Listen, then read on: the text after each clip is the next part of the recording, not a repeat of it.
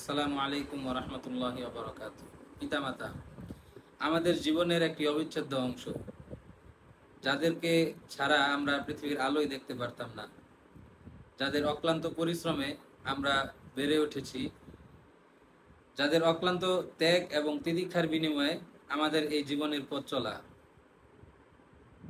আজ সমাজের এহেন পরিস্থিতিতে আমরা অনেকেই আমাদের অজান্তেই আমাদের পিতামাতার সাথে খারাপ ব্যবহার করি, অথবা পিতামাতা আমাদের উপর বোঝা হয়ে দাঁড়ায়।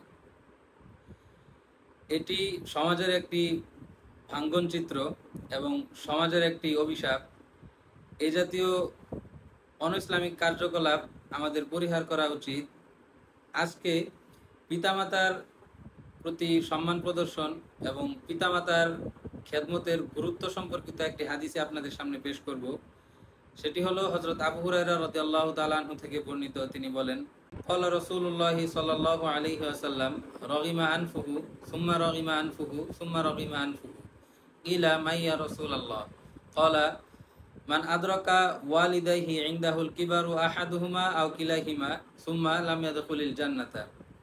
হাদিসের অর্থ এরকম যে হযরত আবু হুরায়রা রাদিয়াল্লাহু তাআলা আনহু রাসূল সাল্লাল্লাহু আলাইহি ওয়াসাল্লামকে বলতে শুনেছেন যে রাসূল সাল্লাল্লাহু আলাইহি ওয়াসাল্লাম বলছেন যে তার নাক ধুলোয় দূষিত হোক অথবা তার নাক কাটা যাক, বর্ষনা স্বরূপ এই শব্দটি ব্যবহার করা হয়।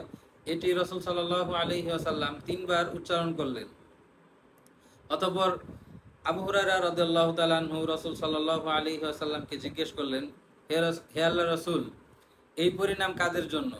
তখন রাসূল সাল্লাল্লাহু আলাইহি ওয়াসাল্লাম বললেন যে ধ্বংস হোক ওই ব্যক্তি, তার জন্য অভিশাপ, যে ব্যক্তি পিতামাতা উভয়কে অথবা যে কোনো একজনকে বৃদ্ধ অবস্থায় পেয়েছে আর সে জান্নাতে প্রবেশ করতে পারেনি।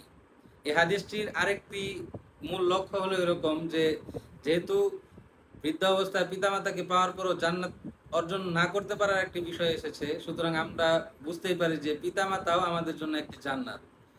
আর এই পিতামাতার জন্য পিতামাতাকে উসিলা করে পিতামাতার খেদমতকে মাধ্যম বানিয়ে আমরা কিন্তু জান্নাত অর্জন করতে পারি।